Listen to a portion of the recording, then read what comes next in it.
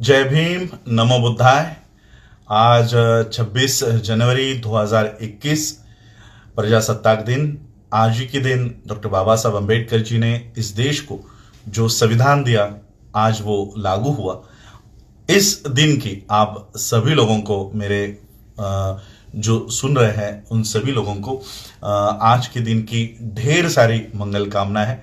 आज ऐसा दिन है, देखिए अभी मेरी एक कॉन्फ्रेंस चल रही थी, वहां पर मैंने आज के दिन का महत्व समझाया। कई सारे लोगों को तो प्रजासत्ताक दिन का महत्व क्या है, इसकी जानकारी क्या है, वो भी बहुत सारे लोगों को पता नहीं होता। हमारे गलियों में, शहरों में आज गाने बजते हैं कि जो शहीद हुए हैं उनकी याद करो कुर्बानी। आज के दिन कोई शहीद नहीं हुआ, आज के दिन कोई लड़ाई नहीं हुई थी। 26 जनवरी का और युद्ध का कोई लेना देना नहीं है, लेकिन आज वो ऐसा दिन है जो संविधान आज सुबह 11 बजे से लागू हो गया था। आज वो दिन है, और ये ऐसा दिन है कि देखिए डॉक्टर बाबा साहब अम्बेडकर जी जब बड़ौदा में अपने नौकरी के संबंध में जब बड़ौदा में गए, तब वहां पर कोई उन्हें रहने के लिए मकान नहीं दे रहा था, कोई उन्हें रहने के लिए जगह नहीं दे रहा था। तब बाबा साहब अम्बेडकर जी ने एक पारसी धर्मशाला में वहां पर ज्यादा पैसे देकर बाबा साहब अम्बेडकर जी वहां पर रुके।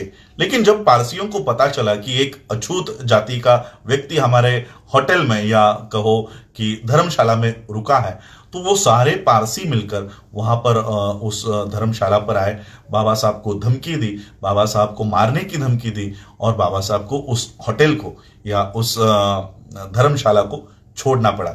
और वो ऐसा दौर था कि तब संविधान इस देश में बना नहीं था, लागू नहीं था, और आज का दिन ऐसा है कि आज संविधान लागू है।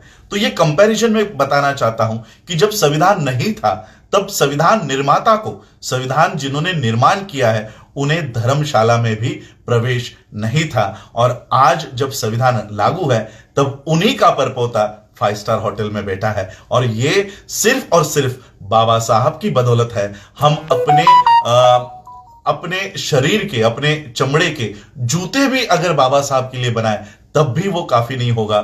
हम अपनी हजारों पीढ़ियां भी बाबा साहब पे कुर्बान कर दे, तब भी बाबा साहब का जो देन है, बाबा साहब का जो हमारे लिए काम है, हम उसका कभी भी योगदान अदा नहीं कर पाएंगे, उनकी कभी भी भरपाई नहीं कर पाएंगे।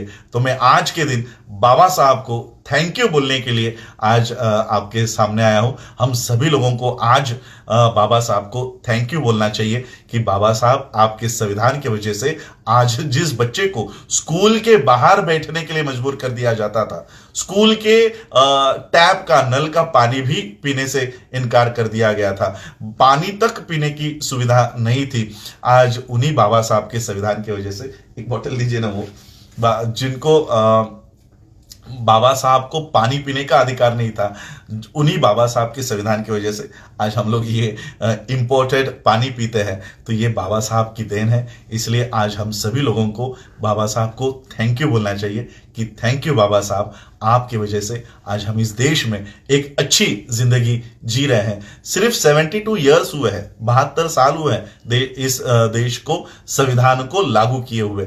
72 साल में इन लोगों को इतनी दिक्कत हो गई, मोदी जी को इतनी दिक्कत हो रही है कि संविधान को हटाने की कोशिश वो कर रहे हैं। कि देखिए आज ये जो संविधान है, ये संविधान 10% भी लागू नहीं हुआ है।